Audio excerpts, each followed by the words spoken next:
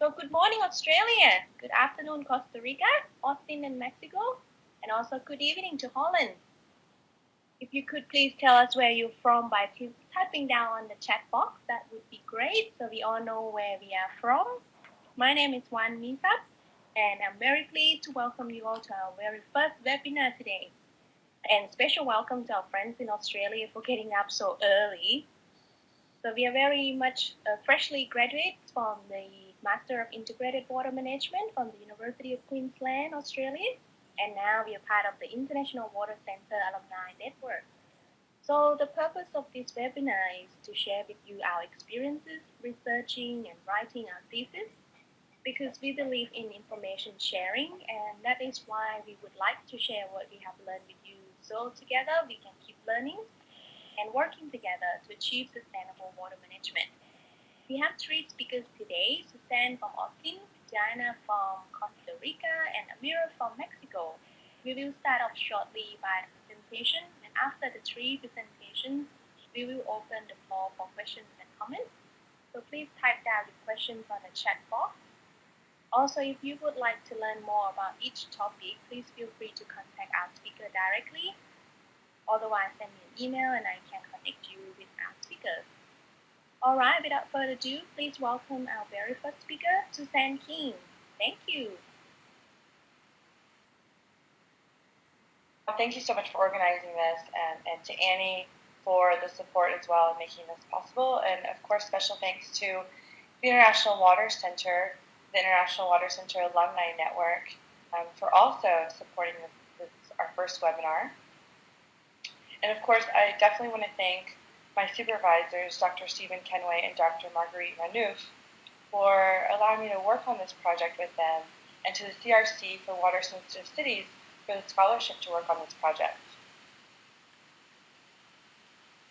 So today, I'm going to talk about urban metabolism, integrated urban water management and communication, the methodology that I used for my project, the research findings, conclusion, and hopefully some time for questions. So as we all know, urban water management is a wicked problem.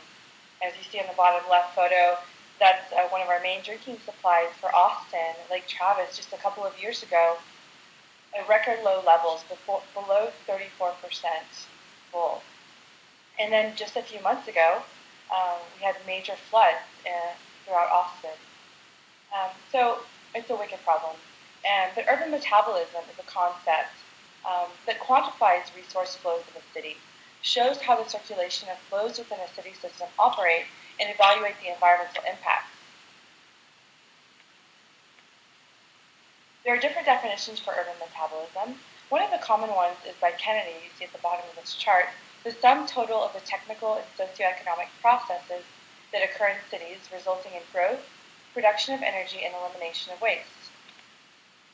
There are also many methods: material flow analysis, mass balance, life cycle assessment, and so on. Sometimes these are used standalone, and sometimes they're used in combination with each other.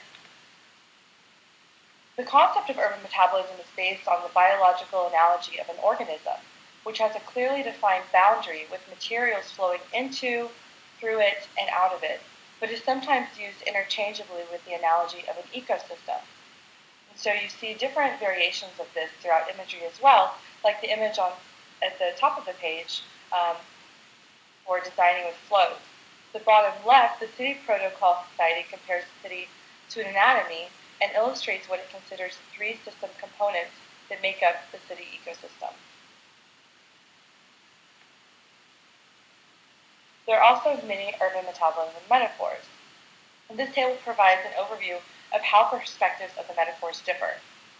Urban metabolism scientists have compared how cities could be efficient, recirculate, and reuse resources due to the high rate of efficiency within organisms.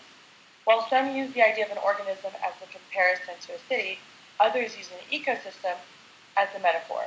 In some cases, the ecosystem metaphor provides an ecology point of view, or it provides an ecosystem scale perspective of a city with organisms as subsystems within it.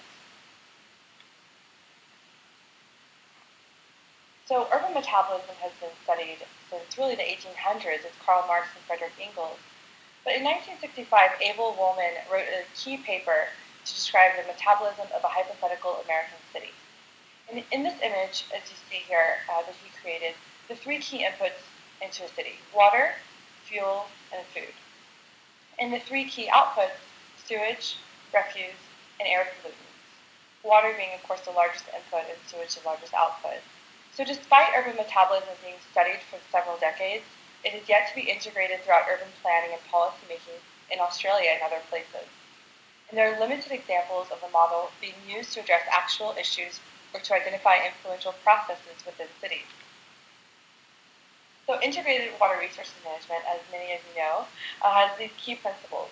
And it focuses on the river basin, regional level, and allocation of water, while integrated urban water management, or IWM, is a subset of it that focuses on the city catchment scale. And these are principles for considering the total water cycle of urban areas to achieve economic, environmental, and social benefits, and encourages participation of all stakeholders. So urban water management remains mostly fragmented, and there is no applicable method that exists for comparing or analyzing a city's performance based on its overall hydrological impact. Based on the concept of urban water metabolism, quantification of environmental and waste flows of water, such as rainfall, evapotranspiration, groundwater infiltration, runoff, wastewater, and so on, are considered in order to provide a holistic, integrated, and quantifiable understanding of what's happening with regards to water flowing into, through, and out of a city. And you see this image that Dr. Stephen Kenway created with energy, water, and materials flowing into a city through this fragmented urban paradigm and then flowing out as output. And at the bottom, a future urban paradigm with a very clear system boundary, inputs being reduced, increase in recycling, and the outputs are also reduced significantly. So integrated urban water management and communication, as we mentioned, considers the total water cycle, economic, social, and environmental benefits, and encourages stakeholder participation. And therefore, communication is the key to successful water management and can be viewed as a means to achieve social transformation. This study explores the urban metabolism concept through a theoretical framework based on IUWM and communication. It was a novel and important way to analyze urban metabolism, as no studies specific to its communication are identified.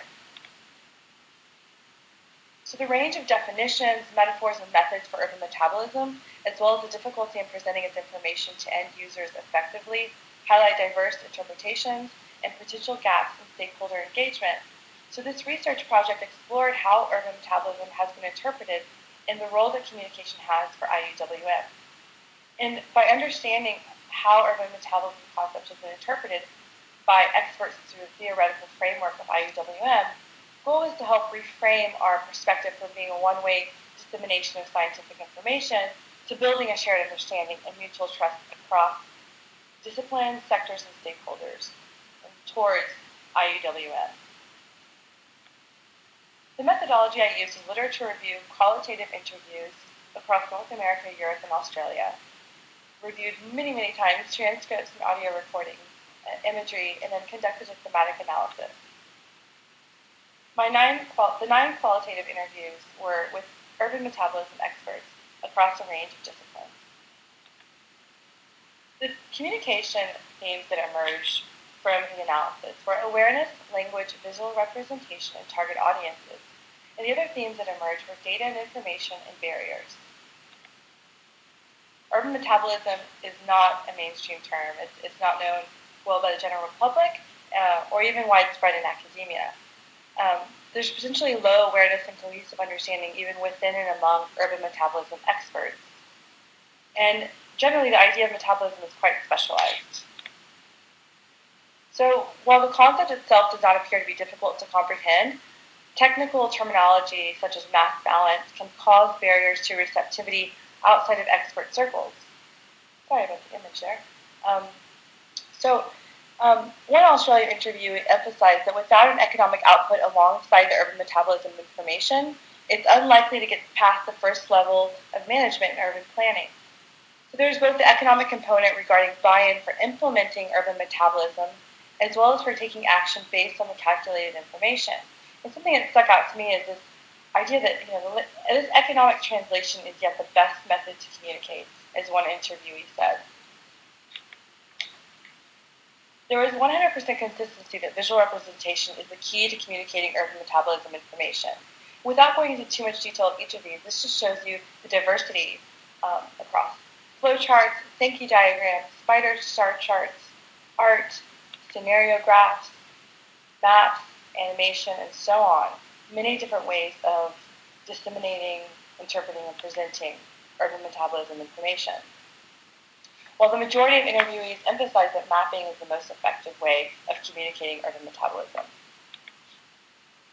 Target audiences that emerged from the research were local governments, state government, urban planners, and research funding organizations. However, communities and the general public were low to non-existent target audiences among urban metabolism experts. One interviewee said, we are only one player in terms of the urban water cycle, but it's the bridging area responsibility to actually do something with it. So data and information, there's a lot of overlap with city and urban metabolism discourse potentially. This image shows data that has been aggregated from water, energy, and so on to create this eco-footprint, this aggregated measure. And reliable data is necessary for urban metabolism quantification, and so there might be this overlap with discourse. However, there was diverse perspectives across Europe, Australia, and North America as to whether urban metabolism and smart cities really have something to do with each other. There are barriers identified through the research as well to urban metabolism, such as diverse interpretations, low awareness, and consistent data availability. This need to include socioeconomic and political factors, and then also what to actually do once you have the urban metabolism information, what kind of action to take place. There are also differences among Australia and Europe, for example, with regards to whether urban metabolism is even being used. In Europe, the participants felt that urban metabolism is being used implicitly or explicitly, while Australian interviewees appeared to be more skeptical of the ability to apply the concepts. So this discussion emerged throughout the research. How do you bridge the research and the public? We want to make sure that we keep its rigor. We want to keep its precision intact as we develop the field. It's very difficult for an individual water utility to come up with a vision of how to be more metabolically efficient unless the whole city goes with them.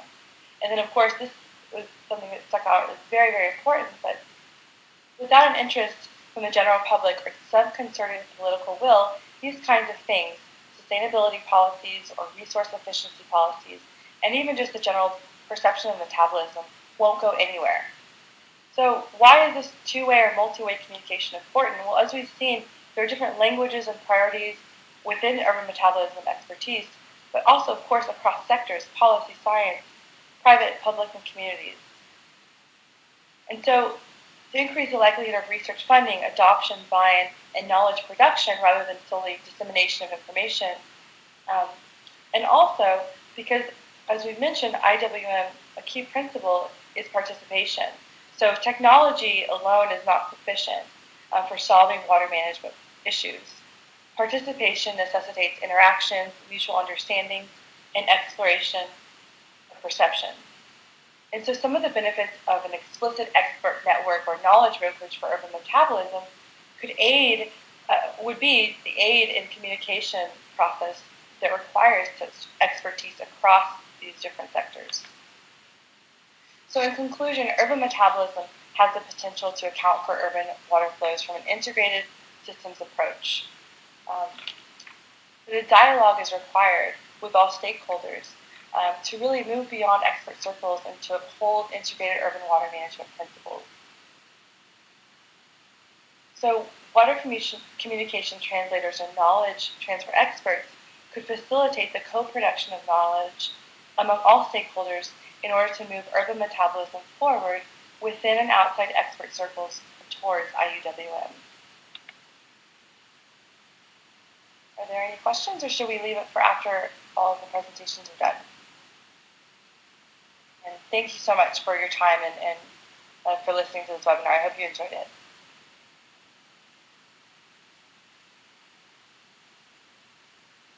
Again, so my name is Diana, and for those who don't know me, so for my research, I did a situation analysis on fecal sludge management in Costa Rica informal settlements. Just to give you a little bit of context of my country, Costa Rica has 7 provinces. San Jose is the capital. It is located on the center of the country, and we refer to it as the GAM, which stands for Great Metropolitan Area.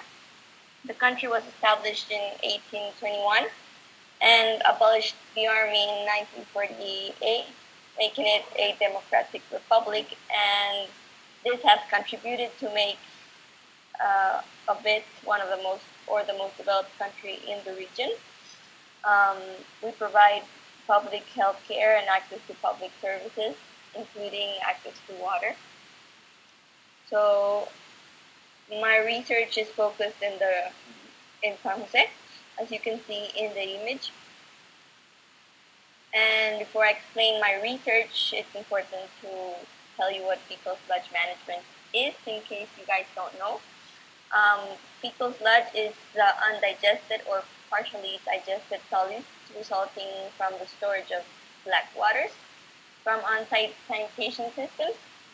And fecal sludge management should follow an adequate treatment to fulfill the sanitation service chain that you can see in this diagram, which starts with containment, followed by emptying, transportation, treatment, and ideally reuse or adequate disposal. So for my research questions, I had 2 main questions. The first one was, what is the institutional, political, and economical aspects regarding fecal sludge management or sanitation in Costa Rica? And how have this affected informal settlements? In order to understand this, I also had to understand what was the situation regarding fecal sludge management in the settlement. And to do so, I had 3 sub-questions. The first one, what are the main sanitation systems used? What is the knowledge of the population in these settlements regarding the maintenance that they should be doing to their systems? And what type of fecal sludge management services are provided? And what is the final disposal of the sludge? So for my methodology, I chose 3 informal settlements. They're all in the GAM, the Great Metropolitan Area. The first one is called Guarari, the second one Carpio, and the third one Los Anonos. For my political, institutional, and economical analysis, I did a desktop research based on the World Bank framework for political, institutional, and economical analysis. Then in the informal settlements, I did surveys, about 150 or 200 surveys. And then I also did in municipalities, in the Ministry of Health and Water. And also I interviewed the vacuum cleaners from the service providers, the ones that clean the septic tanks.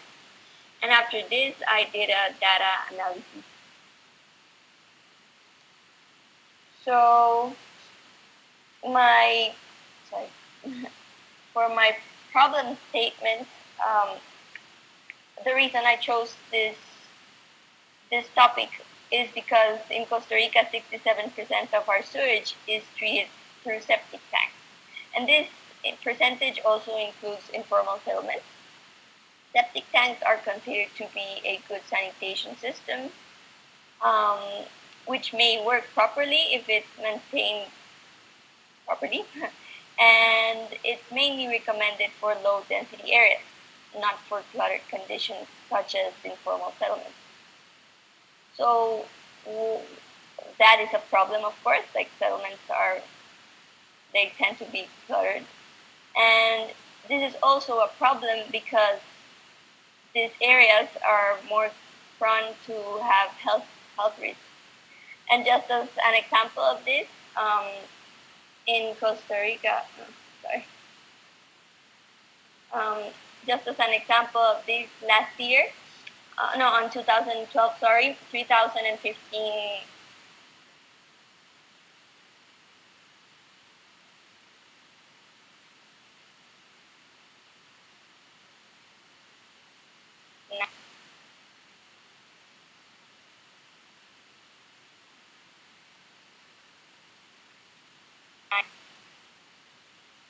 900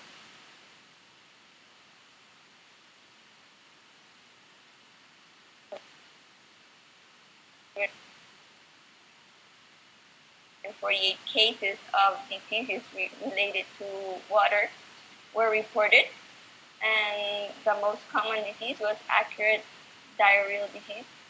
So it's definitely something that needs to be taken into consideration. In Costa Rica, there are currently 418 informal settlements, and from these settlements, 290 are located in the GAM. As I was mentioning previously, almost in the same percentage. As you can see, it will only drop to 64%.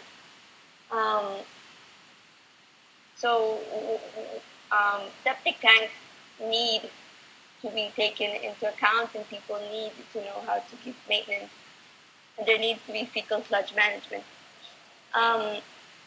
According to Hawkins, the factors that will enable proper fecal sludge management in developing countries are adequate policy, adequate planning, and budget allocation. I'm sorry, you couldn't hear me? Okay. Can you hear me now?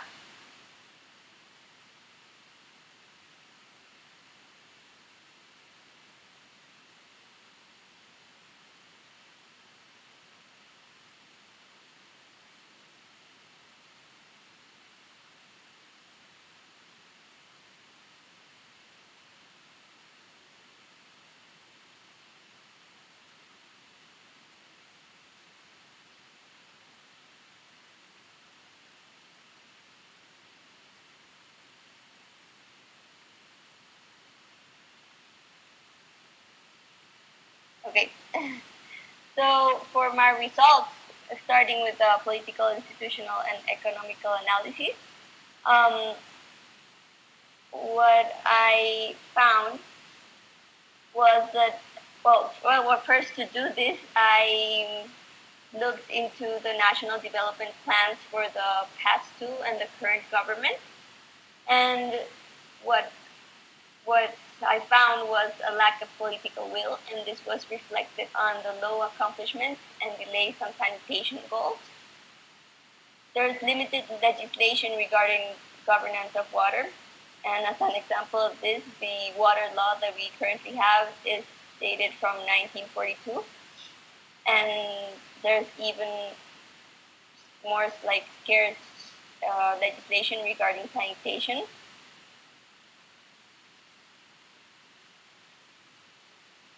Oh no. Okay, I don't know if I should go on.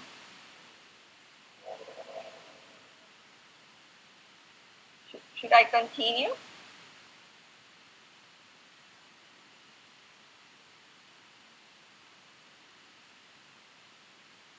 Okay. So I don't know until where did you guys listen, so I'll just start this part again. For my political, institutional, and economical analysis, the results were that there is lack of political will. The three national development plans that I researched had a low accomplishment and delays in the sanitation goals that they had. There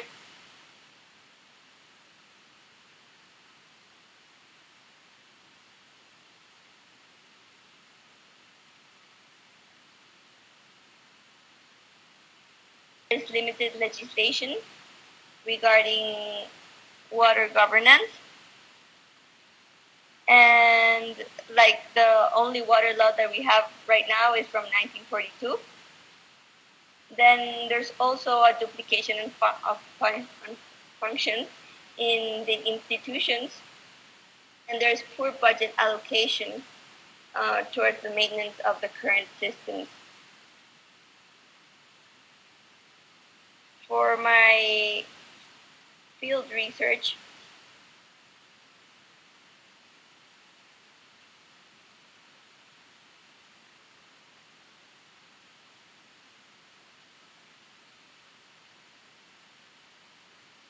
in the 3 different slums, I got similar information. In site 1, order of the slum, and on site 2, that's called La Carpio. I don't know if you guys can hear me.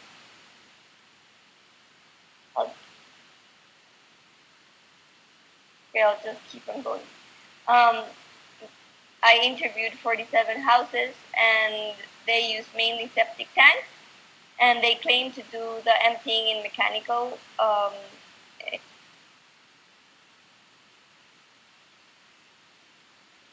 So for my general findings, it seems that mechanical emptying is the main system used to clean their sanitation systems. The average cost of this treatment is $80 approximately, which for a person or a family that lives in a slum is very expensive. Only 4 people overall, the interviews, knew or had a clue of what happened to fecal sludge once the septic tank was vacuumed. And these service providers mentioned that they work almost by themselves. Nobody was supporting them, or no institution monitored them. And the laws that they are supposed to comply with are completely out or detached from their reality. And there are only 2 fecal sludge management plants in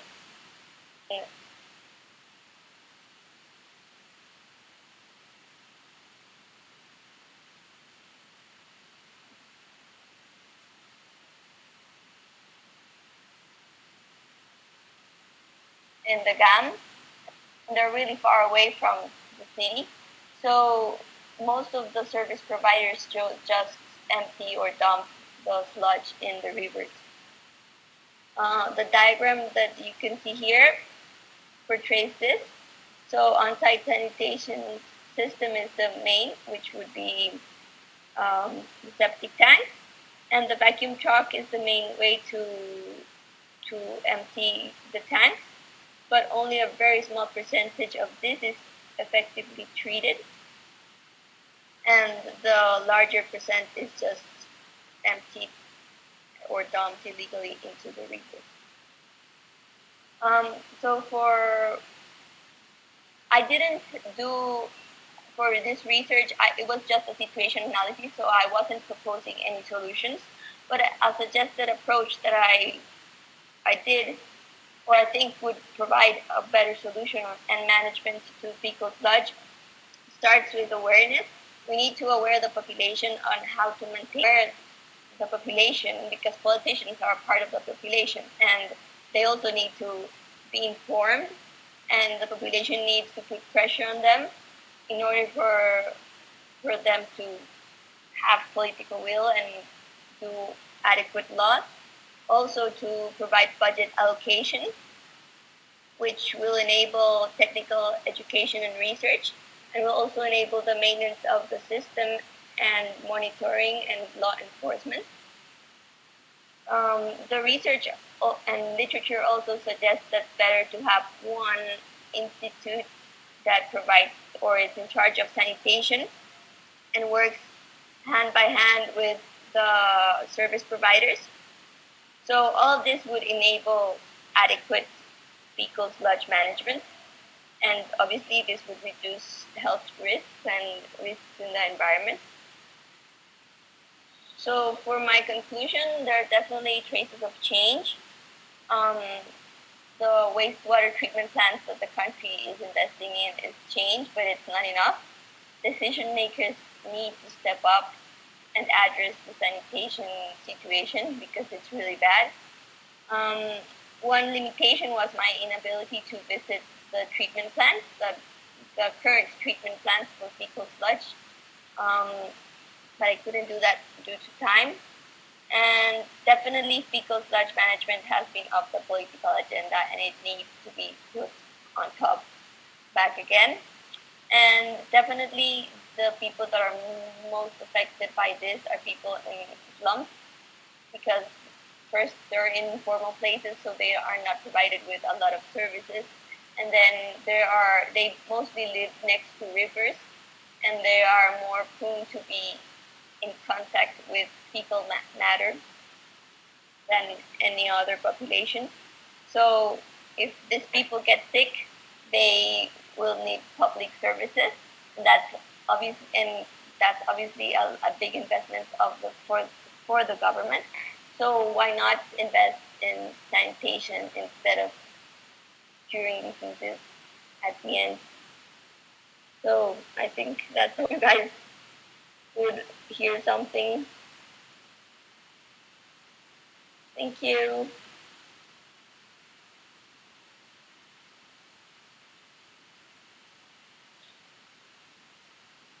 All right, thank you, Dinah. Sorry about that. Oh, we missed a lot of your important points. We might have to rearrange something about this later on because we do really want to hear more of your presentation. So I think we're running short in time, so I might ask Amira to start your presentation and then you move the question and answer. Thank you, Dinah.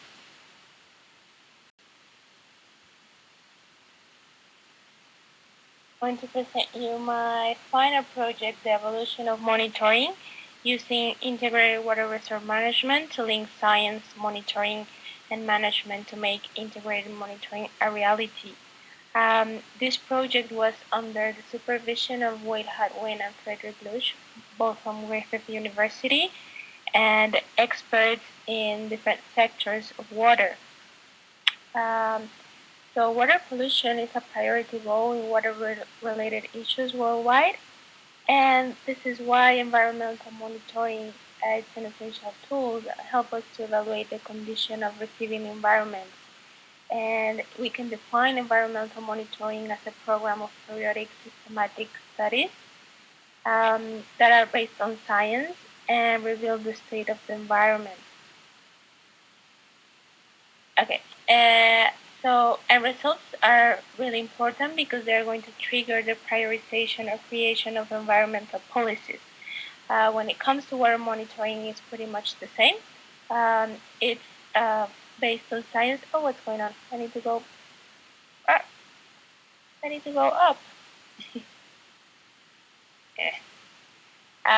So water monitoring is pretty much the same. It's based on science, and it has the ultimate goal of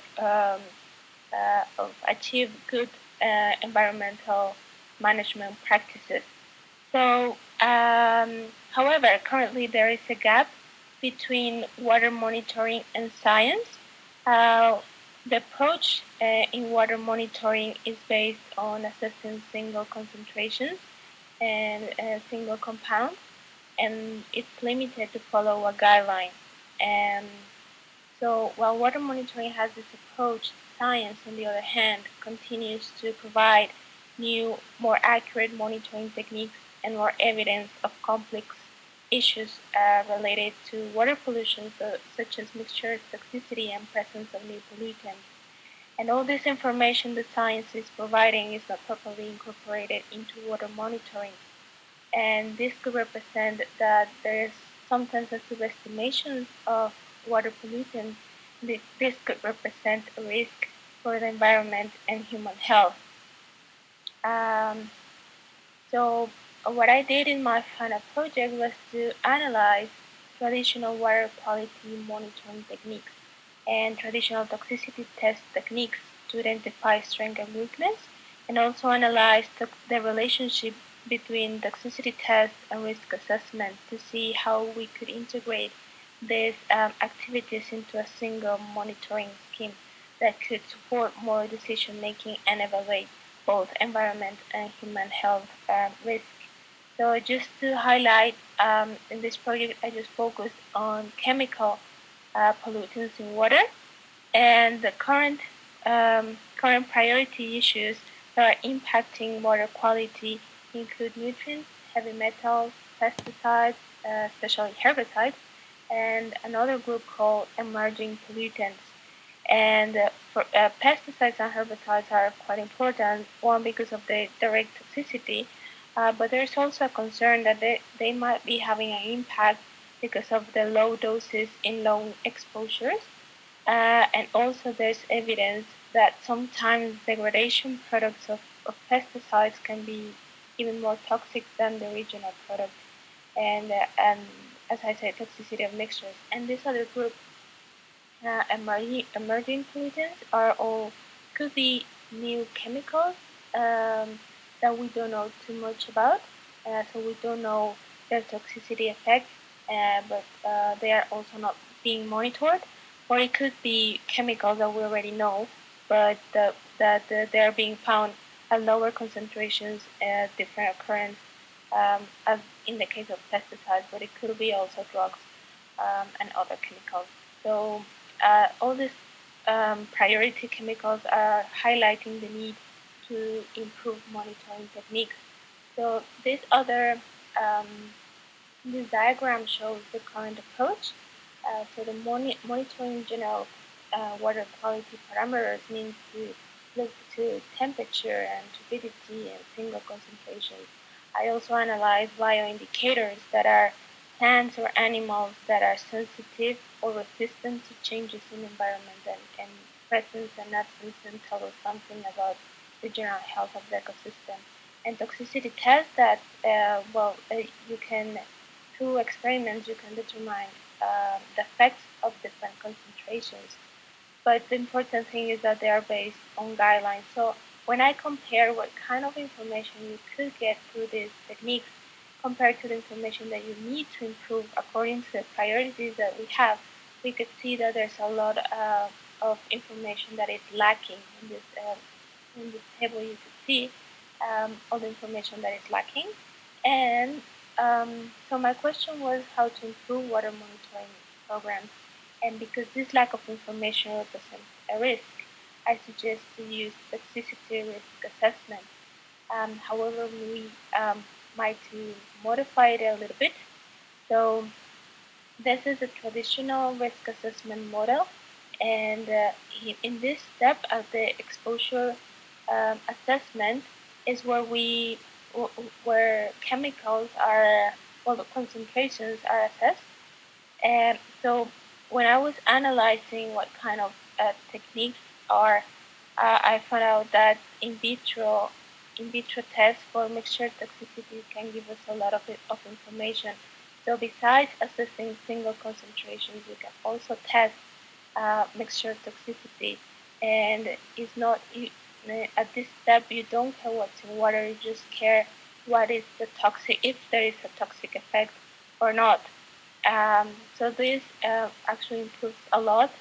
This technique gives us a lot of more information and improves monitoring schemes. As you can see, you can get information about mixer toxicity or information about new chemicals in water, and you get more accurate information about the impact of these chemicals, or the prediction in toxicity. So this is the framework that I am proposing, and with the toxicity risk assessment included, and that you can see that you can find a balance between the economic, environmental, and social aspects of it. Um, so I'll just give you a quick example of what happens if we could apply this into monitoring for the Great Barrier Reef, especially for herbicides. Um, so the Great Barrier Reef, 70% of the land use catchment is agricultural. And so there's a lot of probability that pesticides, especially herbicides, would get in contact with the Great Barrier Reef. And there's a group of these kind of herbicides, the phenylurea, that are receiving a lot of attention because of their carcinogenic effect. And because of the way they act, they disrupt photosynthesis, and of course they will affect both photosynthetic microorganisms and plants. So this puts the Great Barrier Reef in, you could say, of high risk if they get in contact with it. So there was a pesticide monitoring program developed especially for the Great Barrier Reef that was looking for pesticides in terrestrial runoff. So just give you really quickly, I compare this pesticide monitoring program with what you could get if my framework that I'm suggesting is applied. So their monitoring program found out that all of the pesticides found were according to the guideline, and they only mention in one section that despite the low levels of herbicides detected, a low level chronic exposure of herbicide might still be having an effect on the Great Barrier Reef. But even when they mention this, there's no action taken. So I am suggesting that if we could apply the framework, we could get more specific information and improve our understanding and actually increase and we could increase our certainty if there is actually a toxic impact or not. When I compare what was the specific information obtained with this pesticide monitoring program for the Great Barrier Reef compared to my framework, that here you can see that we could get a lot of more specific information. So just as a discussion, there is two main approaches when you assess health and environmental hazards in water. One is the retrospective, which is that you take action after getting a lot of information of the effects, negative effects. One case is the DDT pesticide that after several years of damaging environment and human health, it was banned.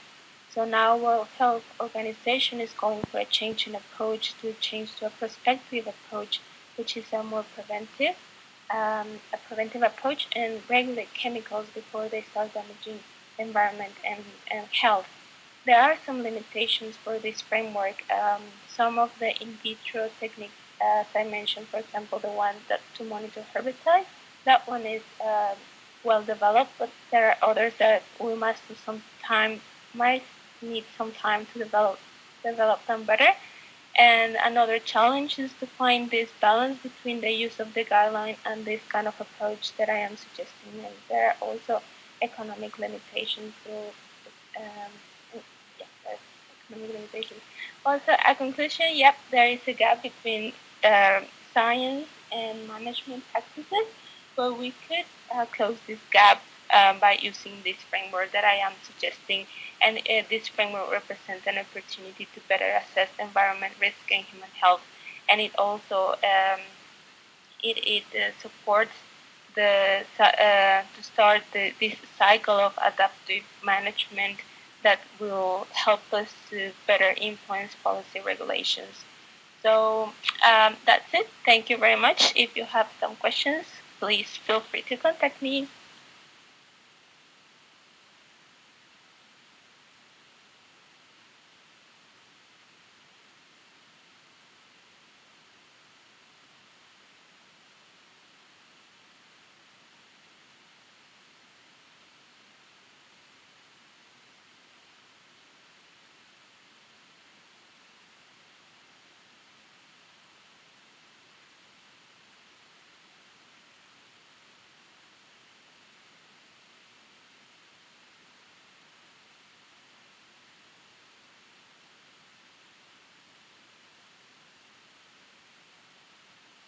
No, I figure Amira has finished then because I couldn't hear anything. No problem. So I think we'll start off from Amira then. Yes, I finished. Well done, Amira. So we have a question from Annie for Amira. The question is, so the toxicity risk assessment is human-centric only, i.e. it's all about toxicity impacting human health, no concerns on the ecosystem or other environmental aspects? Amira, would you like to answer that question, please? Yes. Just can you hear me properly? Because I can hear you really well. Wow. But if you hear me, then please let me know.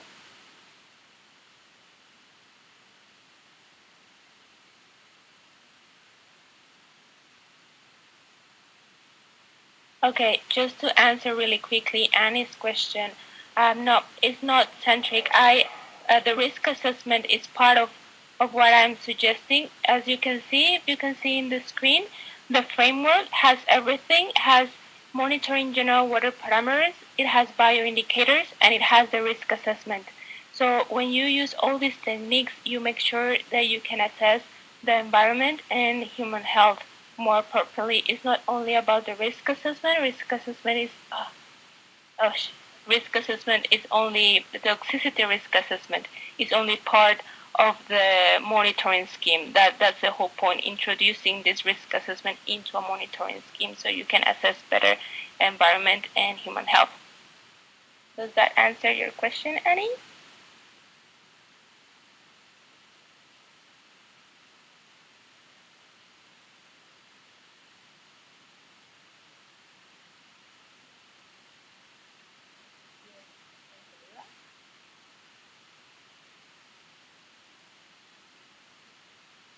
Okay.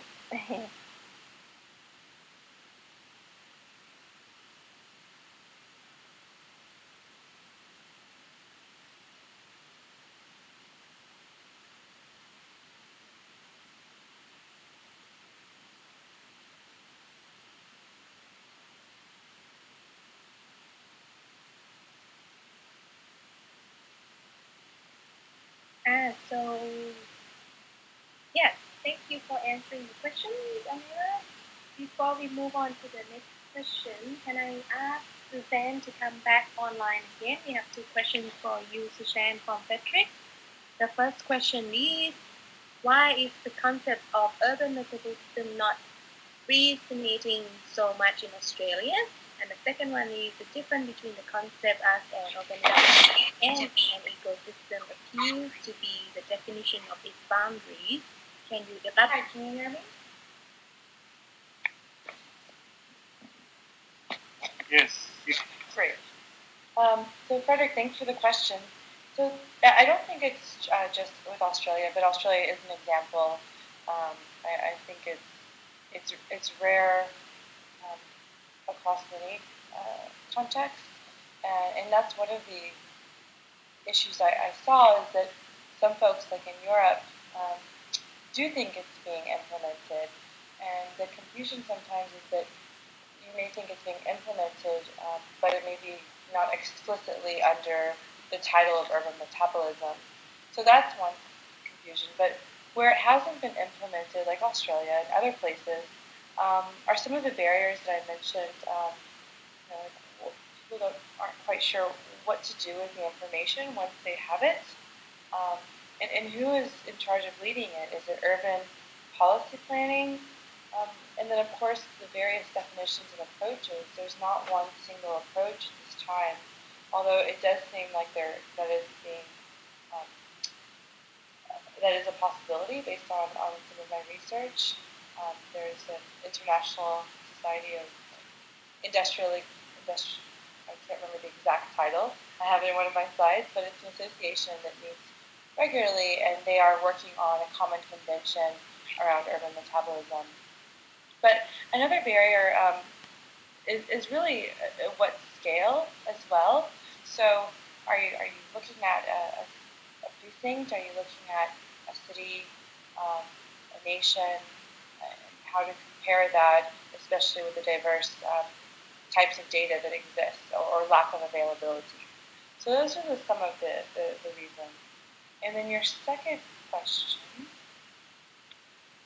regarding the different. Yeah. So. Oh, go ahead. So yeah, you introduced the idea of basically comparing it either to an organism or to an ecosystem.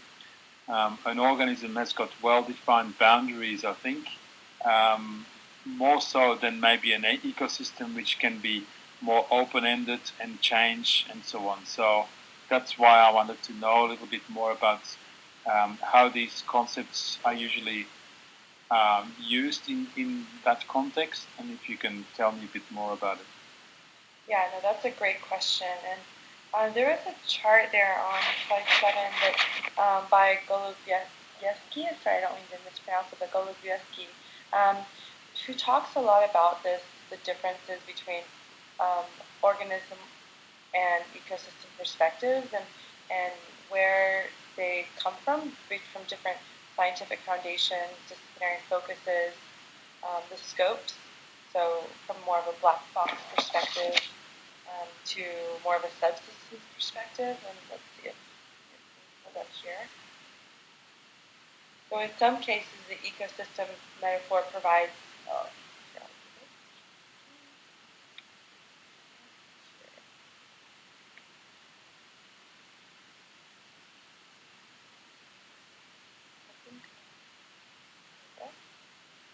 so this is Golubevsky, who writes, who I read quite a bit about her work, her work, I believe. And so you see on the left different aspects, different ways of considering urban systems. And so you have the scope, like at the bottom, scope, second to last, black box perspective, like an organism black box versus this more ecosystem perspective of subsystems. And some may really be these different foundational perspectives, and some may be used less.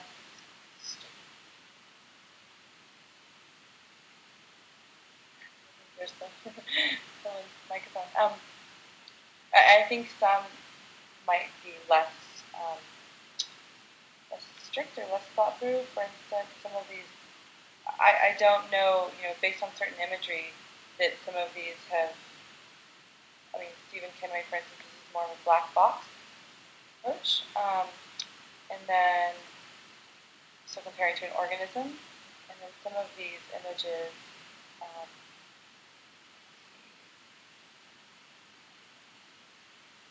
We have terms like circular metabolism. This is urban metabolism. Here, those don't show it, but yeah, I think Stephen Kenway shows a good one with regards to the black box approach. So back to this chart. There we go. The different scopes. And so the ecosystem metaphor sometimes provides ecology point of view or provides an ecosystem scale perspective, even with organisms as subsystems.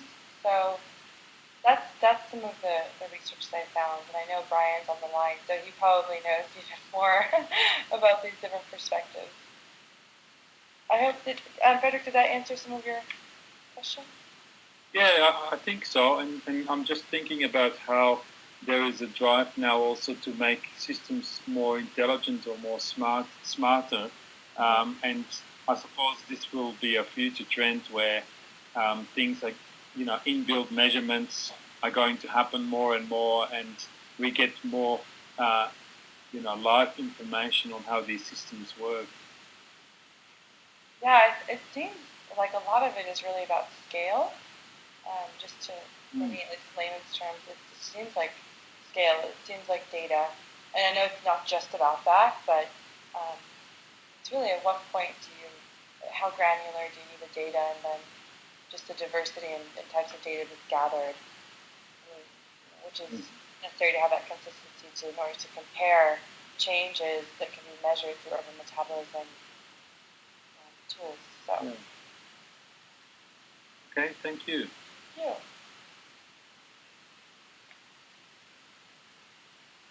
Alright, that's great. Dinah, do you raise your hand? Oh, she's gone. Do they have any more questions?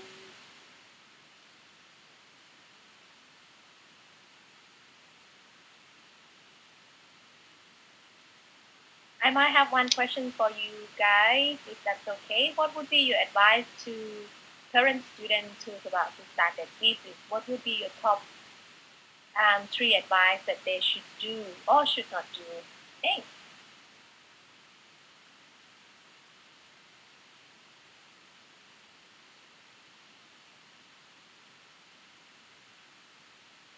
I guess I'll chime in and just say, as Karen then spoke about a lot, is just really starting early, starting the process early, especially the administrative part, and really thinking through having discussions with mentors and potential supervisors, folks at IWC and lecturers to come up with ideas or potential projects that exist you can work on.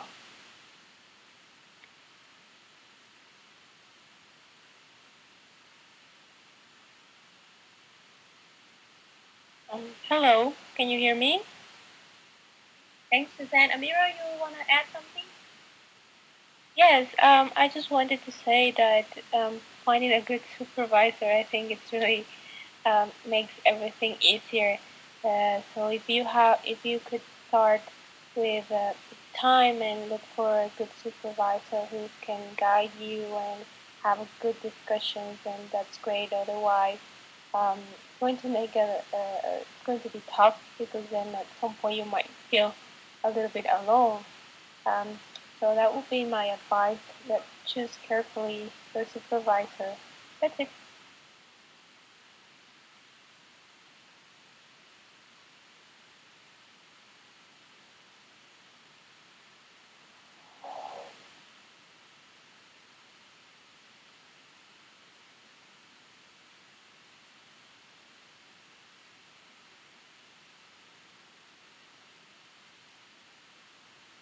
All right. Can everyone hear me? Delphine here. Yes. Yes, I can hear you. Right. Van is just gone. She had to run, unfortunately, but thanks all for your presentation. She just asked me to take over from here and close the webinar, and she just wanted to pass on a message to you before she goes. So I'll read it to you. She just said that she hoped that you all enjoyed the session today and got some inspiration for your thesis for those who are about to start the journey. Um, so she thanks you all for joining this webinar, and please don't forget the next one that will be on the 5th of October. So yes, she said, let's make a difference in achieving sustainable water management starting now. Thank you. So that's one message. So yeah, so unless we have any more questions, I think we can probably close the session now.